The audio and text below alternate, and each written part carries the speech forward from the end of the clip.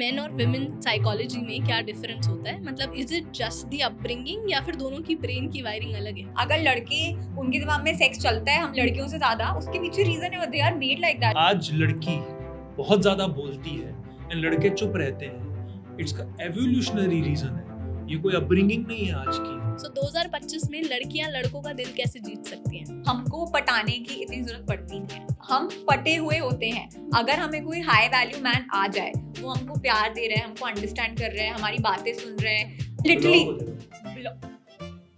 कुछ भी that was nice. ये तो लड़के ज्यादा प्रिटी फेस से अट्रैक्ट होते हैं या फिर इंटेलिजेंस से? Girls want men to like them for intelligence, but ऐसा होता नहीं है। 15 थप्पड़ खाएंगे, अब तो नाम बता दो। जोया। ये लिटरली मेरे पास एक कमेंट है। मेरा हस्बैंड मेरे साथ सब जगह घूमता है, मुझे गिफ्ट्स भी देता है, मगर जब भी मैं उसके साथ बात करने जाती हूँ तो वो अवॉइड कर देता है। कितनी भी वेकेशंस पे ले जाए, गिफ्ट दे दे, at the end of the day मैं फुलफिल्ड फील नहीं कर रही हूँ, क्योंकि you are not listening to me, you are not there for me emotionally. If a woman is complaining, yeah, my man does not listen to him. When was the last time you appreciated him? या He listens to you. He doesn't listen to your complaints. क्या truth bombs दे रहा है ये लड़का। Dating space में India में क्या scams चल रहे हैं? लड़की बुलाएगी लड़के को डेट पे, महंगी महंगी ऑर्डर करेगी या फैंसी जगह पे जाएगी, उसके बाद पोस्ट कर देगी। Why is that women are more attracted to toxic men? $1 million question.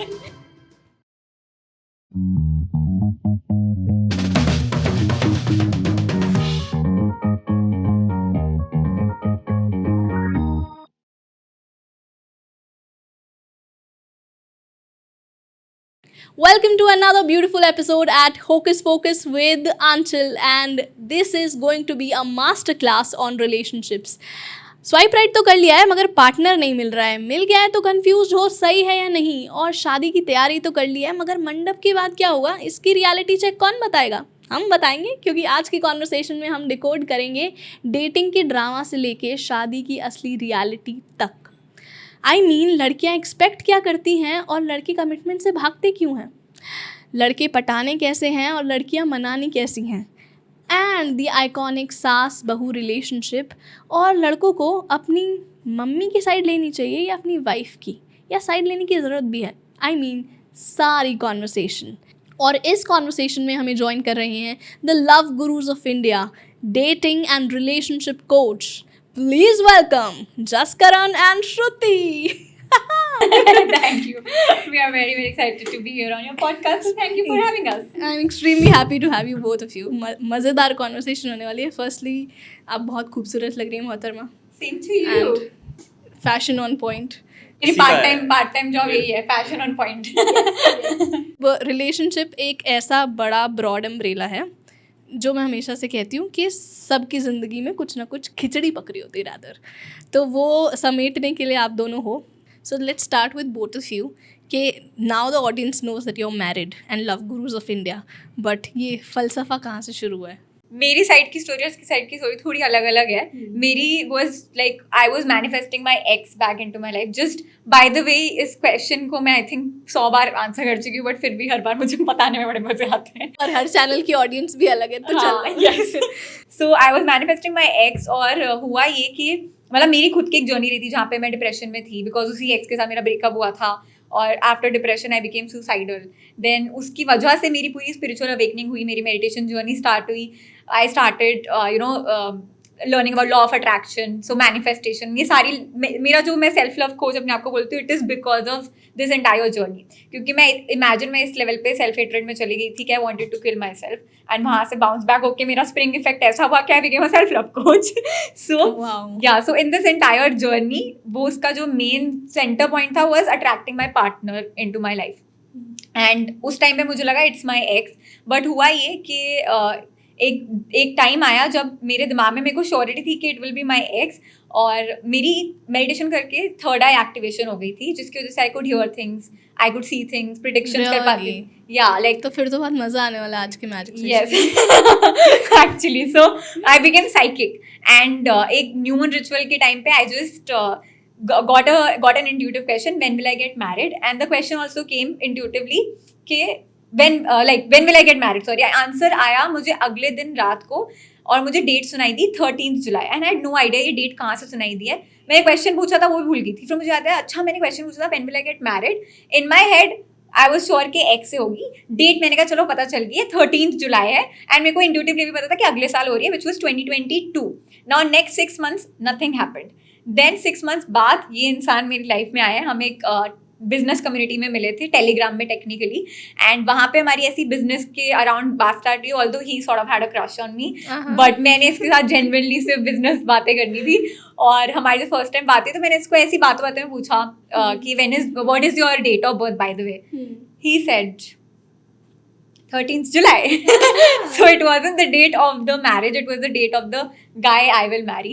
And मेरी ये चीज़ ने बहुत बड़ा फैक्टर रोल प्ले करा, क्योंकि जब ये मेरी लाइफ में आया उस टाइम पे there was a lot of resistance from my side कि मेरे को मेरा एक्स ही चाहिए. और तो मैं बैक एंड फोर्थ इसके बहुत करती थी, बट वो इतना भी लंबा नहीं था क्योंकि 5 महीने में तुम्हारी शादी हो गई थी. So उस टाइम पे मेरे को सबसे बड़ी चीज़ जो लगती थी कि इसकी डेट ऑफ बर्थ 13 जुलाई है, which I cannot ignore. And then ultimately I just felt that soulmate connection with him. I felt very familiar with him. That passion was there, that chemistry was there. और हम जैसे ही पास आए हमें ऐसा लगा कि हम एक दूसरे से दूर नहीं जाना. So actually he is from Bhatinda and he moved from Bhatinda to my city Delhi, and हम लोग साथ में रहने लग गए. फिर हमारे पेरेंट्स डर गए कि इतना ज़्यादा साथ में रह रहे हैं, गड़बड़ ना हो जाए कुछ. तो उन्होंने फिर हमने उनको किस तरह कन्विंस कर दिया कि हमारी शादी करा दो, हम तो बोल ही रहे हैं. तो ऐसे हमारी 5 महीने में लिटरली अप्रैल में हम मिले थे एंड अगस्त में हमारी शादी हो गई. माई स्टोरी वॉज टिपिकल, वो जो पार्टनर मूवी में आप देखे होगी, प्रेम भाई. तो one breakup led to another breakup, and बहुत सारी चीज़ों की वजह से आई स्टार्टेड पहले तो मेरा विश्वास उठ गया इन सब चीज़ों से कि यार लड़कियों को बैड बॉयज ही पसंद आते हैं, और मैं तो टिपिकल नाइस गाय हूँ, ये है वो है. बट फिर something happened because of which there was one girl because of whom I got into a lot of self introspection कि यार इतनी सारी लड़कियां मेरे को रिजेक्ट करती है, इतना सारा कुछ होता है, और मैं अच्छा इंसान हूँ, तो कुछ तो मिसकम्युनिकेशन हो रही है ना. I did not go through any journey like she did, like self love and all that. मैं बहुत नॉलेज जर्नी में चला गया कि भाई सीखना है मेरे को, साइकोलॉजी सीखनी है मेरे को. मेरे को एक्चुअल में साइकोलॉजी सीखनी थी अपनी, कि मैं ऐसा क्यों हूँ. तो उसके बाद फिर then I wanted to understand वो ऐसी क्यों है. So men psychology, women psychology, उन दोनों का जो जुगलबंदी होती है, which is called gender intelligence, which nobody teaches. Because पहली बात तो इंडिया में ज़्यादा बात नहीं करते इन सब चीज़ों के बारे में, of dating and all that. तो मैं बहुत डीप घुस गया साइकोलॉजी में. In fact I am actually a chartered accountant. तो उस टाइम पे मैं सीए स्टूडेंट था. तो उस टाइम पे मैं अपने जो कलीग्स को बोलता रहता था, यार ये छोड़ दूँ, मैं सीए भी है, मेरे को साइकोलॉजिस्ट बनना है. तो they used to be like नहीं ऐसा नहीं होता. तो आई क्लियर्ड माय सीए. फिर मैं एज अ सीए एमएनसीज में काम भी करता था, बट मैंने ये स्टडी नहीं छोड़ी कभी ऑन माय लेवल. एक बार ऐसा होता है ना कि you start learning so much at such a level कि वो बाहर निकल रहा होता है, और आपको आसपास आपको अगर देख रहे हैं किसी लड़के को कोई लड़की पसंद है, और वो बता रहा है आपको स्टोरी एज अ फ्रेंड, और आपको देख के पता चल रहा है ये गलत कर रहा है, ये सही कर रहा है, आपको उसको करेक्ट करने का मन कर रहा है. तो मैं एक स्मॉल टाइम वहाँ पे लोकल कोच बन गया था उनके लिए, मैं फॉर फ्री ऑफ कॉस्ट. और मैं इधर मैंने कभी नहीं सोचा था मैं कोच बनूंगा, डेटिंग वेटिंग ये वो, बट मेरे को नॉलेज ही इतनी आ गई कि मैं ऑब्सेस्ड हो गया.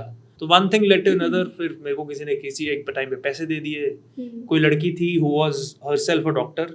6 साल पहले उसका हार्ट ब्रेक हुआ था, बट 6 साल से वो डिप्रेशन में थी, and she was going through lot of therapist and lot of people, pills भी ले रही थी, and she was not able to come out of it. तो someone connected me to her. मैंने चैट पे 1-1.5 घंटा बात की होगी. कहती this is the best therapy session. नहीं, मैं थेरेपिस्ट नहीं हूँ. शी थॉट कि भाई मैं प्रोफेशनली ये सब कर रहा हूँ, बट मैं तो एज अ फ्रेंड इसको हेल्प कर रहा था. Then she said what's your GPay Paytm number उस टाइम पे. तो उसने मेरे को 100 रुपये दे दिए. एंड उस टाइम पे 100 रुपये मतलब it is not about the money, it's about मैंने तो ज्ञान ही दिया, उसके पैसे मिलते हैं. सो वहाँ से मेरी जर्नी स्टार्ट हो गई कि अच्छा. एंड ये आपने इनवॉलंटरी लर्निंग की है या फिर कोई सर्टिफाइड इसके लिए स्टडी की है? जब मेरे को इसको प्रोफेशनली करना था, then I took a lot of coaching from people like Tony Robbins and all that. I am a certified coach. I met her, she was a self love coach. तो हम दोनों शादी कर लिए. मस्त. ये लड़कों को लड़कियों से प्यार कैसे करना है वो सिखाते हैं, और मैं खुद को प्यार करना है वो सिखाती हूँ. मेन और विमेन साइकोलॉजी में क्या डिफरेंस होता है? मतलब is it just the upbringing या फिर दोनों की ब्रेन की वायरिंग अलग है? No, no, so it is both actually. So upbringing से वो चीज़ हाईलाइट हो जाती है, but biologically also emotionally they are wired differently बहुत पहले से ही. इफ़ यू सी 100 साल पहले we used to be hunters and gatherers. अब जैसे फॉर एग्जांपल आज आपका अगर फियर है तो वो फियर क्या आज का है क्या कि कोई शेर आ जाएगा? नहीं है, वो तो बहुत सालों से एवोल्यूशनरी फियर है. तो सेम वे जो भी आपका नर्वस सिस्टम जैसे रिएक्ट करता है वो सेम है, बहुत सालों से वो आता जा रहा है, आपकी जनरेशन आफ्टर जनरेशन आपकी जीन्स में है वो. सो अगर आज लड़की बहुत ज़्यादा बोलती है एंड लड़के चुप रहते हैं, इट्स का एवोल्यूशनरी रीज़न है. ये कोई अपब्रिंगिंग नहीं है आज की, ये हमेशा से ऐसा था और ये ऐसा ही रहेगा. ओके. अनटिल और अनलेस बहुत मेजर लेवल पे एवोल्यूशनरी चेंज आ जाए जहाँ पे लड़के बहुत ज़्यादा कम्युनिकेशन सीखने लग गए, जो कि होने लग गया है कुछ सालों से. Now if you see people have shifted their energies. लड़कियां लड़कों की तरह बनना शुरू हो गई हैं एंड लड़के लड़कियों की तरह बनना शुरू हो गए हैं. सो उसमें एक अच्छी चीज़ भी है, the reason being that you can understand their world. जैसे लोग बोलते हैं ना, men are from Mars, women are from Venus. तो रियलिटी में भी ट्रू है, वो बहुत डिफरेंट वर्ल्ड से आते हैं. सो जो अपब्रिंगिंग है उससे वो चीज़ और रीइंफोर्स हो जाती है, बट वो अपब्रिंगिंग ना भी होती तब भी बेसिक लेवल पे उनके डिफरेंसेस है ही. वंडरफुल. आपका क्या टेक है इस पे? एक्चुअली मेरे को जेंडर इंटेलिजेंस को लेके इसकी वजह से ज़्यादा मतलब मेरा इंटरेस्ट आया था, बिकॉज मुझे उसमें लगता था मैं सबको एज अ सोल देखती थी. मैंने क्या तू बोलते रहता है लड़के अलग है लड़कियां अलग है, हम आत्मा ही ना, तो उस लेवल पे बात कर, because I am a very spiritual person. But फिर जब मैंने के साथ कॉन्वर्जेशंस करी और मैंने सीखा जो ये सीख रहे हैं, तो मुझे लगा यार हाँ, अगर लड़के उनके दिमाग में सेक्स चलता है हम लड़कियों से ज़्यादा, उसके पीछे रीज़न है, they are made like that, they are design, उनका डीएनए ऐसा है. और लड़कियां का पूरे टाइम नर्चरिंग के बारे में सोच रही है, फैमिली के बारे में सोच रही है, तो हम बने ऐसे. तो ये लॉजिकली फिर मेरे लॉजिकल माइंड को समझ आया. उससे पहले मैं इमोशनल माइंड को केटर कर रही थी कि नहीं हम सब आत्मा है. सो जब मेरे को रियलाइज हुआ, देन आई रियलाइज कि इट इज़ इम्पॉर्टेंट कि हम एक को एग्जिस्ट कर रहे हैं एक सोसाइटी में. हम इट इज सो ऑब्वियस देखा जाए तो, और किसी को इंटरेस्ट ही नहीं है कि लड़के ऐसे क्यों है. अब वो गाना भी है ना, लड़की क्यों ना जाने क्यों वो पूरा गाना ही एग्जैक्टली परफेक्ट सॉन्ग है. वो ऐसा ही डिफरेंस है, और वो डिफरेंस का एक रीजन है. वो डिफरेंस हमको आपस में दूर करने के लिए नहीं है, वो डिफरेंस हमको एक्चुअली यूनाइट करने के लिए. एक्सेप्ट कर लो कि ये डिफरेंस है. Exactly. जब तुमने एक्सेप्ट कर लिया, तुमने वो डिफरेंस अंडरस्टैंड कर लिया, तब तुम अच्छे से को एग्जिस्ट कर सकते हो, चाहे वो सोसाइटी में हो या इन रिलेशनशिप हो. Before that you are just struggling to be with another gender, and that is what is the reality of most people and most couples. They are just struggling to be with the other gender. So once you understand you have this gender intelligence, it makes so much sense कि हाँ ये different है, इसीलिए मुझे पसंद है. ये masculine है, इसलिए मुझे, अगर ये मेरी तरह बोलेगा यार मेरे को भी मेकअप लगा दे जरा थोड़ा, मेरे को थोड़ी कौन है ये, तो तू आदमी था तू, थोड़ा सा तो मुझे फील होगा ना. तो नेचुरली जो हमारे अंदर एक masculine feminine एनर्जी है, उसको हम अंडरस्टैंड करें और हम उसको अप्रिशिएट करें, एक्सेप्ट करें, only then we can have a fulfilling relationship. Okay, accept कर लिया, ठीक है कि ये डिफरेंस है, ये एग्जिस्ट करता है, बट पॉडकास्ट की इंटेंशन यही है कि इस डिफरेंस के साथ को एग्जिस्ट ब्यूटिफुली कैसे करना है ना. तो लड़कियां अनहर्ड ज़्यादा फील करती हैं, या फिर उनके इमोशंस ज़्यादा कॉम्प्लेक्स होते हैं, या फिर लड़के इमोशनली शट डाउन कर जाते हैं. ये एक हमेशा क्वेश्चन उठ के आता है कि मैं उससे बात करने जाती हूँ तो वो हमेशा कॉन्फ्लिक्ट को अवॉइड कर देता है. तो ऐसा क्यों होता है? I think it's a beautiful question. मतलब बाय चांस मैं अभी इसी के ऊपर एक अपनी वर्कशॉप भी बना रही हूँ कि लड़कियाँ अनहर्ड अनसीन फील करती हैं, and it comes down to this one thing only जो मैं बोल रही हूँ कि वो they lack self love and that feminine energy. वो अपने आप को ही उस विक्टिम मोड में ले जाएंगे. Maybe I am not able to portray it better. मेरा सवाल ये था, ये लिटरली मेरे पास एक कॉमेंट है. ओके. मेरा हस्बैंड मेरे साथ सब जगह घूमता है, मुझे गिफ्ट्स भी देता है, मगर जब भी मैं उसके साथ बात करने जाती हूँ तो वो अवॉइड कर देता है. वो जब भी मेरे को उसके घर की कोई प्रॉब्लम है या मेरी कोई प्रॉब्लम है तो वो हमेशा कॉन्फ्लिक्ट को अवॉइड कर देता है. अरे चल घूमने चलना, अरे आइसक्रीम खाने जाना, मगर वो हमेशा कॉन्फ्लिक्ट को अवॉइड कर देता है. इससे एक नोशन बन गई है कि लड़के कॉन्फ्लिक्ट जब भी आते हैं तो जनरली अवॉइड कर देते हैं, अरे छोड़. और लड़कियां ऐसी हैं कि मेरी जब तक इमोशंस केटर नहीं हो रहे तब तक कुछ भी कर लो सही नहीं है. तो वो कैसे आप इस चीज़ को एक्सप्लेन करोगे? For men, everything is very simple, very obvious, very logical, straightforward. For women, we like to go into depths, we like to do some drama, we want high emotions. Women, feminine energy is water, masculine energy is mountain. So mountain क्या है? Still, strong, strength, all of that. So वो ठक ठक ठक ठक ऐसे है, और हमें ऐसे, हमें वेव बन के हमें डांस करना है, हमें ड्रामा चाहिए, हमें ये सब चाहिए. Wow, that's a beautiful interpretation मैंने अभी तक जो सुनी. Thank you. So this is why, अब ये तुम्हें समझ आ गया ना, जैसे अभी now you had that bulb on, same as लड़के को realize हुई कि यार लड़की ऐसी होती है, उसको मजा आता है. चाहे वो लड़का सामने उसके साथ बैठ के 10 मिनट बात कर रहा है, वो लड़की she is just rambling, she is just venting everything, उसको समझ कुछ नहीं आ रहा, वो घूम फिर के एक ही बात लड़की कर रही है क्योंकि वो बह रही है बस इमोशंस में.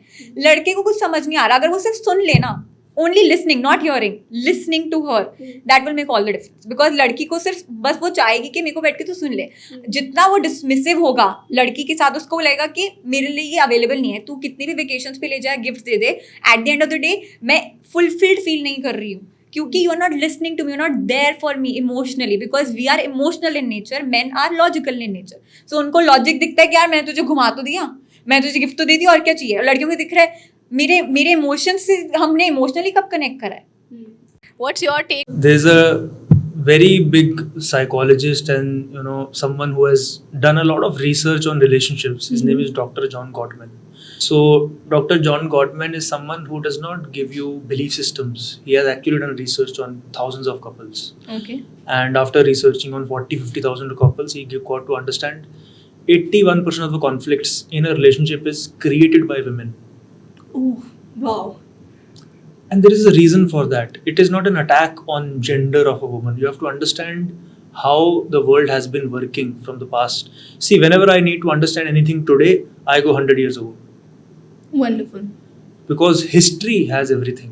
Most people are so stuck in today's world that they don't understand it from a third eye view. कि ये पहले से ही होता आ रहा है. It's just a different taste of it, form of it, but जो substance है वो same ही है. तो if you see hundreds of years ago, होता क्या था कि men were hunters, women were gatherers. तो men used to go out hunt. अब जब men hunt करने जा रहा है, would they talk more or less? Obviously, less. क्यों? क्योंकि ज़्यादा बोलेंगे तो Energy preserve करेगा. नहीं, पता चल वो जाएगा ज़्यादा बोलेंगे तो जानवर जानवर को पता चल जाएगा ना. तो उन्होंने अपने आप को ट्रेन कैसे किया हुआ है? शांत रखे. चुप रुक, एक वर्ड मत बोल दियो. लड़कियां क्या करती थी? What they used to do is they used to do two things. They used to have babies, or they used to go out and collect berries. क्योंकि अगर कोई जानवरों ने अटैक कर दिया तो उसकी जड़ी बूटी कहाँ से लेके आएंगे? उसके लिए तो वो हंट नहीं कर रहे, वो तो सिर्फ हंट कर रहे हैं खाने के लिए. तो ये बेरीज, फ्रूट्स, जड़ी बूटियाँ ये कैसे करेंगे? और उनके पास इतना ज़्यादा कोई वेपनरी और उनको तो ये सब आता ही नहीं है. So when they used to go out, they used to sing. It's our history. They used to sing. Second, what if एक इंसान को पता है, लड़की को, कि मेरे को यहाँ से जाके यहाँ से जाके यहाँ से जाना है, इस टाइम पे यहाँ पे कोई शेर वेर या कोई हर्ड नहीं आता, तो यहाँ से ये मिलता है. But what if for some reason she dies? And अब बाकी किसी, she died with the secret. So she used to tell it to everyone. Wow. So she used to remember everything in detail. And this has been our history. Ab, women were like brand ambassadors of relationship because men used to not to care about all that. Men cared about only two things: reproduction and hunting, survival, खाना Providing. बस. उनको क्या लेना था ना चाचा के साथ मेरी बन रही है कि नहीं, उनको कोई मतलब नहीं इन सब चीज़ों से. वो काम ही बहनों का था, वाइफ का था, मम्मी का था. इसकी भी केयर कर लो, इसकी भी कर लो, इसकी भी सुन लो, इसकी भी समझ लो. That's why if you see a woman's mind today, but it has been already coming from hundreds of years, she knows everything. She cares about everything. Women are always complaining. The reason being, women are like engineers of the business. अगर कोई software engineer है and अगर कोई CEO है उस business का, किसको ज़्यादा पता होगा उस सॉफ्टवेयर के बारे में? सॉफ्टवेयर इंजीनियर को, क्योंकि उसी ने तो बनाया है जी. अब अगर सॉफ्टवेयर इंजीनियर को पता है कि मैंने ही सॉफ्टवेयर बनाया है, तो अगर उसको उसके अंदर कोई कमी दिखेगी तो he would be the first one two highlight it. Yes. सबसे CEO ज्यादा को उसे क्या मतलब है? उसको मतलब पैसे बन रहे हैं. अगर ये चल रहा है इसका सेकंड वर्जन नहीं आना चाहिए. This is how men are. Yeah. Whatever is working, let it work. Why to improve anything? So for them, if marriage has been done, it is done. What to improve in marriage? But women are like engineers. चाहे वो civil engineer हो, चाहे software engineer हो, she is the brand ambassador of that. तो वो CEO को परेशान करती रहती है, इस कोड में ये इंप्रूव कर सकते हैं, ये और तेज चलेगा, ये टाइम जो 10 सेकंड लग रहा है ये 9 सेकंड हो सकता है. सीईओ का मेरे को लेना देना कुछ है ही नहीं इन सब चीजों से, चल तो रहा है, 10 सेकंड में मौत आ गई. Now you can bring the same type of discussion in a relationship. वो लड़की क्यों कंप्लेन करती है? Because she is so vicious? No, because she is a brand ambassador of relationship. उसको हर चीज में कमी दिखती रहती है क्योंकि उसको हर चीज सॉल्वेबल लगती है. इसी वजह से उसको कॉन्फ्लिक्ट्स करने होते हैं. If a woman is complaining, या my man does not listen to him, when was the last time you appreciated him? No, he doesn't listen to your complaints. He listens to you. He doesn't listen to your complaints. Ladies, listen to him. Right? You appreciate him, why would he have a deaf ear towards you? He would not. Yes. It is because you are always complaining, that is the reason he turns a deaf ear. Because उसको ऐसा लगता है कि as a CEO मेरे पास इतनी चीजें हैं करने को, तो ये फालतू चीजें इग्नोर करो. So as a CEO what is his role? अगर ये एनालॉजी समझ आ गई ना, लोगों को मेटाफर समझ में आ गया, उनको पूरा रिलेशनशिप समझ में आ जाएगा. एज अ सीईओ उसका रोल क्या होता है? बहुत माइन्यूट डिटेल्स में घुस जाऊं? नहीं, बड़ी बड़ी चीजों को छोटा करके जेब में डाल दो. इतनी बड़ी डिटेल नहीं चाहिए, मेरे को रिपोर्ट दे दे 1 पेज की. That is a CEO. But अगर तुम इंजीनियर से पूछोगे 1 पेज की रिपोर्ट, नहीं, मेरे को पूरी चिट्ठी दो, मेरे को पूरी डिटेल भेजो, पार्टी में क्या हुआ था, क्या नहीं हुआ था, उसने क्या पहना था, ये वो, मेरी एनिवर्सरी कब आएगी, ये याद रख. So this how women are. They are engineers of their business. Now to have a good business, an engineer needs to understand the stresses of a CEO, and a CEO needs to understand the crankiness of an engineer.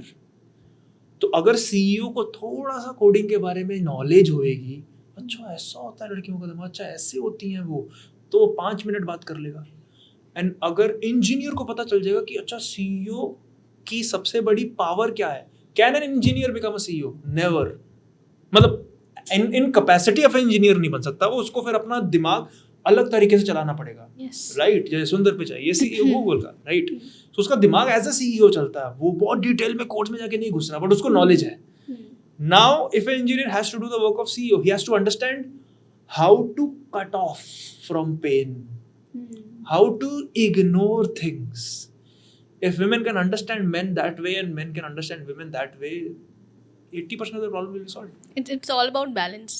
So this is for the first time I'm doing a podcast this way, wherein earlier I have a question in mind and I go with the flow. But this time I've picked up all these points from the comments of my previous relationship podcast.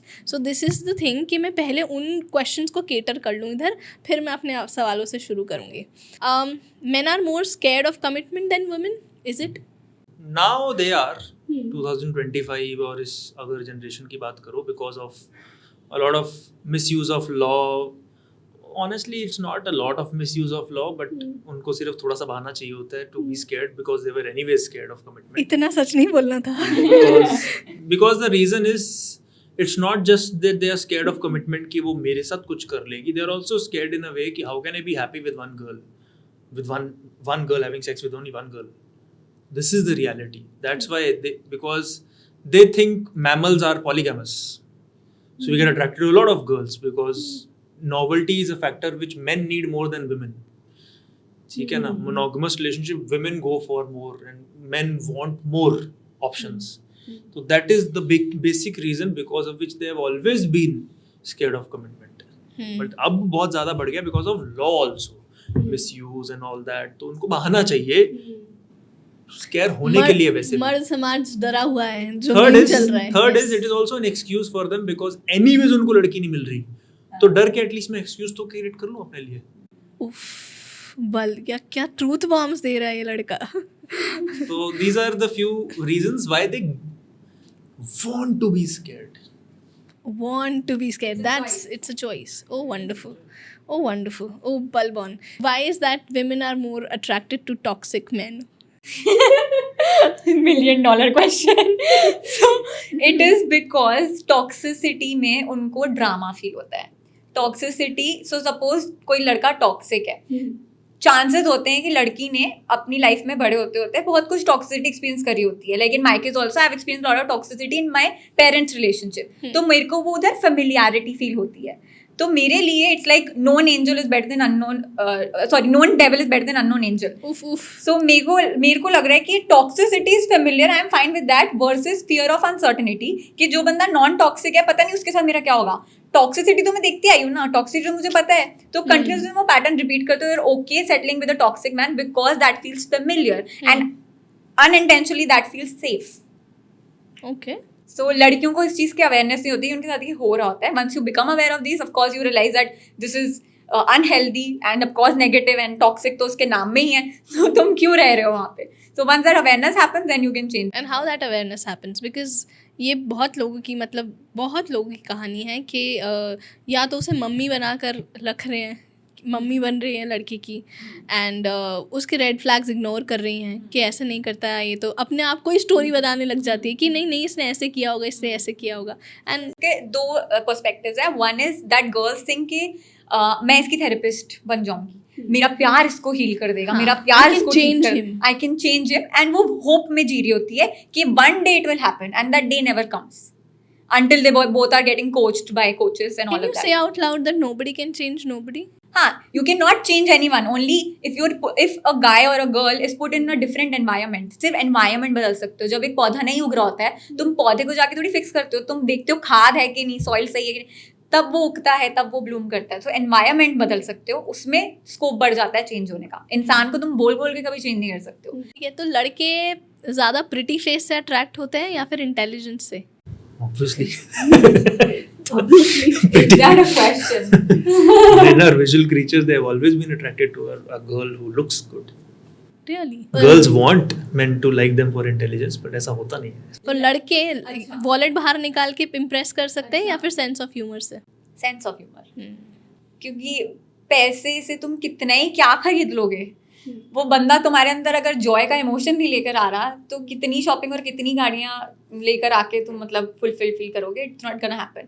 Alright. या सो 2025 में लड़कियां लड़कों का दिल कैसे जीत सकती हैं? I mean मैं ये नहीं पूछूंगी कि लड़कियों को पटाने का क्या तरीका है. आई थिंक हमको पटाने की इतनी ज़रूरत पड़ती नहीं है. This is a skill that men need to learn, कि हम पटे हुए होते हैं. अगर हमें कोई हाई वैल्यू मैन आ जाए, वो हमको प्यार दे रहा है, हमको अंडरस्टैंड कर रहा है, हमारी बातें सुन रहे हैं, हमारे पास्ट को लेकर एक्सेप्टेबल है, अगर ये वो सारी चीज़ें कर रहा है, जेन्युइनली उसको हमको पटाने की जरूरत नहीं है. हम बोले हाँ वो लॉक है, मतलब वो लिटरली कुछ भी. That was nice. नहीं मतलब आई एम सेइंग मतलब without coming out as creepy और चेजिंग द गर्ल, और मतलब समझ रहे हो लाइक इतना भी नहीं कि लव बॉम्बिंग कर रहे हो, मैं उस एंगल की बात नहीं कर रही. आई am saying that if a guy is a high value man, उसको बस एक हाई वैल्यू मैन बनने की जरूरत है, और लड़की को अपने आप उसमें एक पार्टनर का स्कोप दिखेगा. और हाई वैल्यू मैन क्या होता है आपके अकॉर्डिंग? एक journal statement of high value man. मेरा husband high value man is synonymous with Jaskaran Singh.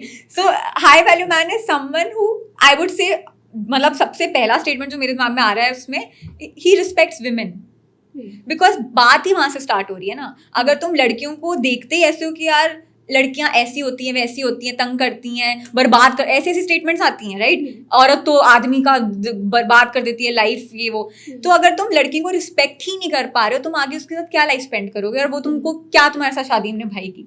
So I think high value man, उसके जो कोर पे होना चाहिए वो होना चाहिए that he genuinely respects women, feminine energy, shakti जिसकी हम पूजा करते हैं, दुर्गा. मतलब हम वो वैसा अगर उसके अंदर भाव है अगर एक लड़की की towards, then Wonderful. That's one of the things that you've said. And what according to you is a high value woman? अपनी अपनी डेफिनेशन होती है. For me a high value woman is someone who is confident in herself. She does not need I don't like a woman who is very needy, desperate for love bombing. A high value woman is someone who takes care of her body, her soul, nourishes herself, and takes care of people, can respect her man, and can understand the different role men and women have in life. There are a lot of, so when there is a complete package and you see that, wow, when you see her, when she enters the room, everyone lights up कि भाई क्या है. So it's just more of a feeling also you get from someone's presence, which I constitute as a high value. Is it more about how you feel with them or how they make you feel about them yourself? It's actually both, because when you meet someone and they make you feel good about yourself, ठीक है, which is going to be great. But if I don't respect her, then I'll feel good about myself. But I won't respect her, I won't be with her. But if I respect her a lot, but they never make me feel good about myself, then I'll be always insecure. So it's always both. It is never to be chosen that मेरे को ये अच्छा लगता है कि ये अच्छा लगता है. It has always been there जहाँ पे कि we always have a girl in our life who likes us a lot. She makes us really feel good about ourselves. But you can make me feel good about myself, but I don't feel good about you because I don't respect you. You don't take care of your body. You don't take care of yourself. You don't take care of your emotions. You are so needy. You don't have anything else. You don't have a growth mindset. You don't want to do anything in life. So if I can respect you and if I can trust you, that's a prerequisite of me treating you as a high quality woman. Wonderful. ये कुछ basic questions थे जो मैंने आपसे पूछे, जो मुझे cater करने थे in my comment section, and I hope people have catered that. अब आते हैं रियल कॉन्वर्सेशन पे. डेटिंग सिनेरियो में, क्योंकि मैंने स्टार्टिंग में भी बोला कि इंडिया में 98% लोग रजिस्टर्ड हैं, या यूथ रजिस्टर्ड है on dating apps. Still people are tired of dating apps. जिससे भी मैं before the podcast I called up my friends who are on dating apps and I was like, ये scene क्या होता है, कैसा होता है, क्या चल रहा है. तो उन्होंने कहा हम थक गए हैं, ये ना ड्रामा चल रहा है कि ऐसे मत बोला करो, ऐसे मत किया करो, स्ट्रैटेजीज चला रहे हैं सब, और बेसिकली एक ही पर्पस के लिए जा रहे हैं सब, वो है कि बस एस्केपिज़म है और सेक्स के लिए जा रहे हैं, और वहाँ से हुकअप करते हो, आप अपना काम करते हो, आगे बढ़ते हो. बहुत कम लोग मिल पा रहे हैं लोगों को जो एक्चुअली डेटिंग करके लॉन्ग टाइम रिलेशनशिप में कन्वर्ट हो रहे हैं. Actually according to stats, India 5th largest market है for the dating app in the whole world. मतलब 100 मिलियन लोग रजिस्टर्ड हैं when it comes to Tier 1 cities and metro cities on dating apps. उसके बावजूद भी लोग एक दूसरे से के लिए पार्टनर नहीं ढूंढ पा रहे हैं. देखो, जब हम लड़ाइयाँ करते थे 50 साल पहले, He goes back to history. I love it. Please. तो हम तलवार लेके जाते थे, ठीक है ना. Oh, yeah. उसके बाद दूसरी एनिमी टेरिटरी ने 10 साल बाद बंदूकें निकाली जी. और हम तलवारी लेके बैठे हुए हैं. फिर उसके बाद उन्होंने टैंक निकाल लिए, हम तलवारी लेके बैठे हुए हैं. उन्होंने बम गोले निकाल लिए, हम तलवारी लेके बैठे हुए हैं. So the same thing Balbon. Is, I know. dating app is just a tool. If you are so obsessed about that tool कि यार तलवार से मर नहीं रहे, इनके टैंक खत्म नहीं हो, अरे तुम नए टूल्स ले लो. आजकल स्पीड डेटिंग इवेंट्स होते रहते हैं, एग्जीबिशंस होती रहती हैं, but people also want their comfort of wearing a pyjama in the home and thinking dating app क्यों नहीं चल रही, डेटिंग ऐप क्यों नहीं चल रही, because they are so obsessed about that one game. For me dating app is a game. If it plays well then play well. Could I ever expected that I would have found my wife on Telegram? No, but I am there. I am in communities. I am going to seminars. I am going to events. I am going to dating apps also. But I am also going to my friends जिसकी किसी Instagram story पे कोई लड़की दिखी और मैं उसको पूछूंगा, यार ये तो बहुत सुंदर लग रही है, मैं सिंगल हूँ, तो वो सिंगल है क्या. So I am going through that route also. I am going through रिश्तेदार वाला रूट ऑल्सो. आपके पास भी कोई लड़की है तो बताओ, क्योंकि I am ready for marriage. I am ready for being in a relationship with someone. So I come from a place of being an eagle, being a vulture, attack from all directions. मेरी best friend है, अगर मैं उससे attracted हूँ तो मेरी best friend क्यों है. सो मैं सारे लॉजिक हटा देता हूँ और मेरा एक ही लॉजिक लगता है, अगर मेरे को लड़की चाहिए तो मैं तो ढूंढ लूँगा कहीं से भी. But if you are obsessed about मैं इधर से ही निकालूंगा, देन बम गोलों में तुम तलवारें चला रहे हो, कुछ होने वाला है नहीं. डेटिंग स्पेस में इंडिया में क्या स्कैम्स चल रहे हैं? डेटिंग एप्स पे बहुत स्कैम्स चल रहे हैं. फर्स्ट ऑफ ऑल जो फिशिंग और ये सब, क्या कैट फिशिंग जो बोलते हैं, वो तो होता ही रहता है. कैट फिशिंग मतलब you are basically pretending to have a different face और different body as compare to what you have currently, या तुम्हारी खुद की 10 साल पुरानी in which you used to look very good. Plus even मतलब पैसों को लेकर स्कैम, लाइक लड़की बुलाएगी लड़के को डेट पे, महंगी महंगी ऑर्डर करेगी या फैंसी जगह पे जाएगी, उसके बाद घोस्ट कर देगी. So all of these things. घूम फिर के मिलना नहीं है पार्टनर तुमको अगर तुम इन चीज़ों में फंसे हुए हो. एंड मतलब that is why what he is saying कि डेटिंग एप्स पे नहीं मिल रहा, so find an organic way to look for a partner. Friends of friends. जब हमें बिजनेस में ग्रोथ चाहिए होती है, कितने लोग अभी भी वर्ड ऑफ माउथ पे काउंट करते हैं कि नहीं? सो वर्ड ऑफ माउथ यहाँ पे क्यों नहीं यूज़ कर रहे हैं हम? अपनी मार्केटिंग के लिए यूज़ क्यों नहीं कर रहे हैं?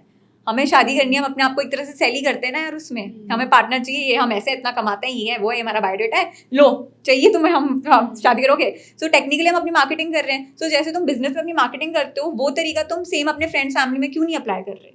इवेंट्स में जाके क्यों नहीं अपने आप को बी विजिबल देयर?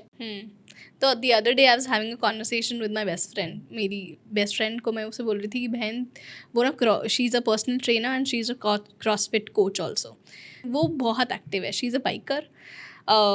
हम लोग पॉटरी डेट्स पे जाते हैं, हम लोग रॉक क्लाइंबिंग डेट्स पे जाते हैं. और अब वो क्रॉसफिट एथलीट है, अब कोच भी बन गई है. तो मैं रोज़ मैनिफेस्ट करती रहती हूँ उसके लिए, अब देख तेरे लिए सरदार आएगा, एंटर करेगा, उसे ना अमृत छका हुआ लड़का चाहिए. तो वो एक बहुत बड़ा लिमिटेशन है कि उस पर लोग हिट भी करते हैं मगर वो रिस्पॉन्ड नहीं कर रही क्योंकि उसको चाहिए, वो स्पिरिचुअली चार्ज्ड है, उसे वही चाहिए. तो मैं उसके लिए मैनिफेस्ट करती रहती. तो वो मुझे फ़ोन करके बोल रही तेरी मैनिफेस्टेशन काम नहीं कर रही, अभी तक नहीं आया कोई सरदार. नहीं हो गई अभी, इसके पास बहुत बहुत सारा डेटा पड़ा है लड़कों का. मिल जाएंगे हमारे पास. तो मुझे लोगों को यही बोलना है कि if not apps, go join communities, do something. Yes, activities ढूंढो और बाहर जाके एग्जैक्टली. लाइक वर्कशॉप, जैसे you are saying pottery workshops, painting workshops, कितना कुछ है. वही सिंगल मिक्सर्स होते रहते हैं.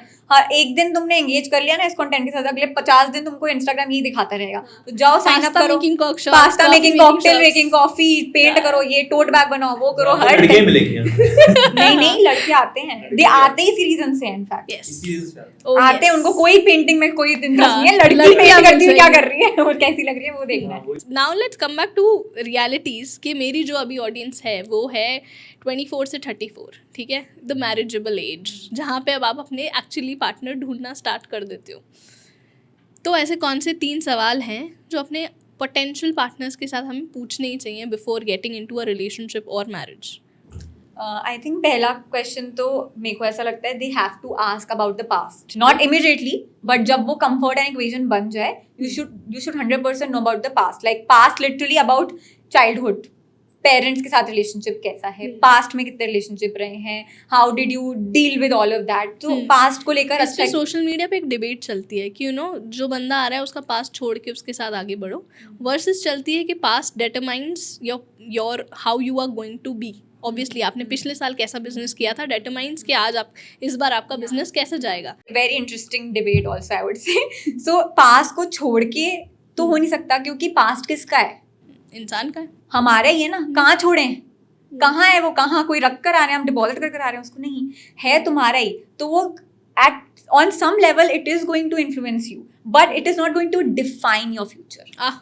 बलबॉन, that's a good point. So past को लेके तुम्हें हीलिंग करने की जरूरत है, उसको कहीं दफनाने की जरूरत नहीं है. उसकी हीलिंग करी, उधर से जो अच्छा था वो लेके आगे बढ़ो, जो अच्छा था वो तुम छोड़ाओ, उसको दफना दो चाहे, and then you move on with the good stuff. मतलब the past has made you the person that you are today ना, so how can you leave it? There is no way to leave it. Even relationships को लेके हम इस चीज़ पे दोनों agree करते हैं. तो हमारे जो exes होते हैं, हमारा past relationship love होता है, हम कभी भी उसको 100% गायब नहीं कर सकते अपने दिमाग से. उसका नाम कभी आया, वो बंदा तुम्हें दिख गया, तुम थोड़ी हाँ मैं तो जानते नहीं कौन था, मेरा पार्टनर था, मैं इसके साथ सोई हुई हूँ. नहीं भाई, तुम नहीं ऐसे कर सकते. Fact is a fact is a fact every throughout your life. Second is before marrying someone, you can ask practical questions. Like it is a very big question of whether you are willing to live with parents or without parents. क्योंकि अगर ये practical questions नहीं पूछोगे तो कल को जाके तो बहुत बड़ी दिक्कत हो जाएगी. Because ये core value system है जो आपका बिल्कुल different है. और बाद में जाके क्यों, पहले से ही बताओ ना कि कहाँ रहेंगे हम. मेरे को बताओ कहाँ रहेंगे हम. पेरेंट्स ही घर रहेंगे, आप मेरे लिए अलग घर खरीद के दोगे या फिर रेंट पे लेंगे, करना क्या है. Then discussion about kids. Do you want kids? How many kids? When? पता चले कि 1 साल बाद लड़का एक्सपेक्ट कर रहा है और लड़की बोल रही है मेरे को तो अपने करियर पे ध्यान देना है, बच्चे मेरे से नहीं खुलते. तो मैं तो तेरे से शादी बच्चे करने के लिए की, तो बताया क्यों नहीं? यही तो असम्पशन होती है, तो बताया क्यों नहीं? असम्पशन नहीं होती है. इन 2025 it is not an assumption. 100 years ago it was an assumption कि काम ही यही है और वो काम नहीं है. So these are two practical questions you can ask कि कहाँ रहेंगे, what are the expectations of family from me, अगर साथ में भी रहना है कि मेरे को खाना बनाना है, and all these discussions we had before marriage. इसने मेरे को क्वेश्चन पूछा था खाना बनाना में, मैं कहा मेरे को नहीं पता, मम्मी से पूछ के बता. मुझे हाँ, मैंने कहा seriously, I'm not जानना kidding. चाहिए ये कि क्या मेरे को एक्सपेक्ट कर रहे हैं मैं सुबह उठ के चाय बनाऊं नाश्ता बनाऊं, तो मैं उसको लिटरली अपफ्रंट मुंह पे पूछ लिया that what is your mom expecting when I come at your home, should I be doing all of this. तो इसने मुझे बोला कि इसकी मम्मी तो बड़ी स्वीट है, कहते कुछ नहीं वो चुईया से आगे क्या खाना बनाएगी उसको बस आ जा मुझे गले लग जा वही काफी. तो I have a very good mother in law, but actually में लोगों के घर में एक्सपेक्टेशंस होती हैं एंड लड़कों को भी पता होता है कि मेरी मम्मी ऐसी है और वो लेकिन आगे कम्युनिकेट नहीं करता बीवी को. अब वो घर आ गई उसको लगता है कि यार अब तो तू आ गई, अब तो तुझे देखना ही पड़ेगा, अब तुझे करना पड़ेगा, तो बहू है घर की, तू ये नहीं करेगी, तू वो नहीं. तो यहाँ पे कॉन्फ्लिक्ट, वहीं पे चिड़चिड़ापन, वहीं पे वो फ्रिक्शन क्रिएट होने लग जाती है. जैसी बंदी अपनी लाइफ छोड़ छाड़ के एक नए घर में 4 अजनबियों के साथ आके रह रही है और तुम उससे 50 एक्सपेक्टेशन लगा के बैठे हो और उसके रिलेटेड तुमने एक क्वेश्चन नहीं पूछा उससे, तुम्हारी इतनी सी डिस्कशन नहीं हो पाई 15 मिनट की इस चीज को लेके. 5 मिनट की डिस्कशन थी हमारी, but so important. Women should take this responsibility कि भाई मेरे को क्या क्या inconveniences नहीं झेलनी. Have a discussion for that because लड़का नहीं पूछेगा, कुछ भी सिखा लो उनको कोई फर्क नहीं, उनको जल्दी आ जाए बस. It is a woman's problem mostly because she has to shift, उसको दबा के रखते हैं. Then also have this discussion about okay शादी के बाद करना क्या है, in the sense हम शादी क्यों कर रहे हैं, Yes, purpose of marriage. Purpose क्या है कि उसके बाद करना क्या है. Are we going to do our separate jobs, separate businesses? Are you going to have a job or a business, or does your family or you expect me to be a housewife? ये छोटी छोटी discussions अगर करोगे नहीं and you don't accept that, बहुत सारी चीज़ें तो यही होती हैं कि भाई मैं तो अपने पेरेंट्स या फिर कहीं भी छोड़ के शहर को छोड़ के नहीं जाना चाहती, या फिर मैं इंडिया को छोड़ के नहीं जाना चाहती, मैं नहीं कभी जाऊंगी, मेरी तो जॉब है, ये है वो है. So in our close relative also there is someone who got married but वो 6 महीने तक अभी भी एक शहर में ही नहीं रहते साथ में, लॉन्ग डिस्टेंस मैरिज चल रही है. क्यों? क्योंकि ये डिस्कशन ही नहीं हुई कौन कब कहाँ आएगा एंड वो एक्शन नहीं ले पा रहे. So when you have that discussion and then you are able to take that action, only then वो मैरिज सक्सेसफुल होगी. अदरवाइज क्या होगा, लॉन्ग डिस्टेंस ड्रामा करते रहोगे. बिकॉज द थिंग इज कि this is something which practically breaks the marriage. यार मैंने तो मिसअंडरस्टैंड कर लिया था बट अभी ये है वो है. सो आजकल if you are very open when you accept someone's past, that's the reason why people say love marriage क्यों चलती है, because you kind of know mostly everything about them and you accept that past भी present भी क्या है. अगर वो लड़का है वो ज़्यादा ध्यान नहीं रखता, इधर उधर कहीं भी कुछ भी फेंक देता है, जूते इधर फेंक दिए इधर, जब वो ऑलरेडी रिलेशनशिप में है या फिर लिविंग रिलेशनशिप में भी रह चुके हैं, सो दे ऑलरेडी नो कि भाई ये ऐसा ही है और ये थोड़ी मोनिका जैसी है फ्रेंड्स की, तो वो थोड़ा जोई जैसा है, चैंडलर जैसा है, but they still are in a relationship because they know this is how it is. It is not a very big surprise after arrange marriage, but कुछ चीजें सरप्राइज हो सकती हैं. These big things they can, और होनी भी चाहिए. नहीं होनी, हमारे चाहने ना चाहने से कुछ नहीं होंगी ही. There are so many surprises which are going to be. Do you think within 6 months or forget about 6 months, even for 6 years you can't understand the person fully? Plus the reason why you don't understand the person fully also is because there are so many things which comes up after marriage. Family involved after marriage होती है. एक दूसरे की finances जो पानी की तरह mix हो जाते हैं वो होते ही आफ्टर मैरिज है. उसके पहले जो रिलेशनशिप होता है वो तेरा पैसा मेरा पैसा. तो मैं अगर कुछ भी खर्चा कर रहा हूँ, you don't have the right to say to me, and most girlfriends never say, most boyfriends never say. It's only after the marriage it becomes a pool of money. It is not an individual money. Yes, we have individual bank accounts and all that, but it is still like अगर मैं 1 लाख रुपए खर्चा करूँगा तो I expect her to show me some आए कि भाई ये क्या है, if it is not a good purchase in her mind. And same thing I would do, like अगर वो 50,000 का कोई पर्स खरीद लेगी, चाहे वो अपने पैसों से खरीदती है, तो भाई मैं अगर मेरे को नहीं पसंद तो मैं 50,000 का पर्स नहीं खरीदा आज तक. 2 दिन में नहीं बात करूंगा ढंग से उससे, because I know this is wrong, this is not what something you can do. Yes. बिना पूछे बिना डिस्कस किए. So all in all you're trying to say कि have a list of logical questions. Feelings अपनी जगह पे होती है, but ideologies or logical questions. It is a balance of logic and These love. are called non-negotiables of a Yes, relationship. absolutely. कोई लड़की या Yeah, लड़का yeah. जो पॉडकास्ट कर रहे हैं, maybe you are too picky. That is the reason yes. your filter is so That- narrow Yes, that yes. probably you will stay single for many years. Oh, absolutely. That's a very good question. ये मैं आपके पास पूछने वाली थी कि हमने बहुत सारी चीज़ों की बात कर ली, मगर कि कहाँ कहाँ हमें कॉम्प्रोमाइज़ या फिर एडजस्ट करने की ज़रूरत है.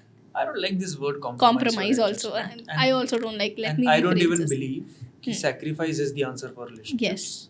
Adjustment maybe is the right word. I always say this but Yes. for the So, sake of. and देखो बोलने को होता compromise ही है, Hmm. but compromise difference comes. होता है Yes. So compromise और compromise comes adjustment में? with sacrifice. Yes. Sacrifice is a negative term. Sacrifice means I let go of something because I want to make you happy. Yes. सुनने में it feels like oh I'm a martyr or something, but I'm going to hold that resentment कि I've done so many things for you, but जो adjustment होती है it is a consensus we reach to कि भाई हम दोनों को कोई particular common चीज़ पसंद है हम वो करेंगे. For example अगर किसी लड़की को बच्चे चाहिए और लड़का कहता मेरे को अपने करियर पे ध्यान देना, मेरे पास टाइम नहीं है बच्चे का क्योंकि उसका बिजनेस नहीं चल रहा ढंग से, वो बच्चे कहाँ से पालेगा, which happens mostly in Western countries. Women want kids a lot, men don't want it. The reason after child क्योंकि वहाँ पे 50% डाइवोर्स रेट हो जाता है, तो उसको चाइल्ड के भी टेक केयर के लिए पैसे देने पड़ेंगे, उसके लिए भी देने पड़ेंगे, तो खोखला ही हो जाएगा. So that is the reason also men just let out कि भाई मेरे को बच्चे नहीं चाहिए. प्लस उनकी सेकंड थर्ड मैरिजेस होती हैं, पहले से वो दो के लिए वो कस्टडी के लिए पैसे दे रहा है, तो वैसे का कंगाल है, बट उसको शादी तो करनी है. So that is the reason practically why sometimes men might not need children and women need it. But अब मान लो ये नॉन नेगोशिएबल था उस टाइम पे जब इसने डिस्कस किया था लड़की ने, तो उसने बोल दिया कि हाँ मेरे को भी फर्क नहीं पड़ता बच्चों का.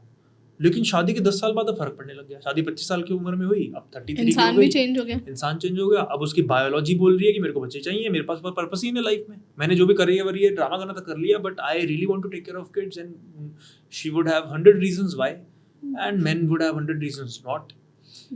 अब यहाँ पे क्या है, यहाँ पे there are two things now. One is sacrifice. She sacrifices it, but sacrifice is not the answer. You need to understand, is it your non-negotiable? Yes. What are the options you have? You have options कि X freeze कर लो, बच्चा कर लेंगे, delay करना पड़ेगा, या leave him and find a guy who can give you kids. Priority क्या है? तो आपका non-negotiable के अंदर जो कि कंसेंसस बनेगा, मतलब आप दोनों विन विन में हो कि चलो ठीक है अभी नहीं करते, मेरा बिजनेस अगर इतना पहुंच जाएगा 1-2 साल में कर लेंगे, तब तक एक्स फ्रीज कर लेते. तो कंसेंसस पहुंच गया ना. क्या ये सैक्रिफाइस हुआ? कर लिया, थोड़ा वो सैक्रिफाइस नहीं है, ये एडजस्टमेंट है. So that is the difference between the two. Yeah, wonderful. I also agree 100%. It was a pleasure doing this informal sort of podcast with you. मजा आया. Same here. Thank you for having us. All right दोस्तों, हम ये conversation यहाँ पर ख़त्म नहीं कर रहे हैं. ये काफ़ी लंबी कॉन्वर्सेशन थी, इसलिए हमने इसे 2 पार्ट एपिसोड में डिवाइड कर दिया है. Second part is going to be the mature conversation. अभी तक हमने डिस्कस किया डेटिंग के ड्रामा, अब हम करेंगे शादी की असली साइड इफ़ेक्ट्स या शादी की असली रियलिटी चेक्स के बारे में कि आपकी मैरिड लाइफ कैसी होगी और क्या आप गलतियाँ करेंगे और आप उनको गलतियाँ ना करें. इसलिए आपको वो एपिसोड ज़रूर देखना चाहिए. So please stay tuned for the episode 2 with Jaskaran and Shruti. And I really hope you like this episode. If you did, please make sure you like, comment and share as much as you can, क्योंकि relationship की खिचड़ी तो हम सबकी ज़िंदगी में पक रही है और ये ज्ञान सबको ज़रूरी है. एंड जाते जाते प्लीज़ सब्सक्राइब कर लेना, because we are very close to hitting 25K subscribers on YouTube. Come on, subscribe to Anshul Rajkumar. I'll see you again on every Saturday 8 PM.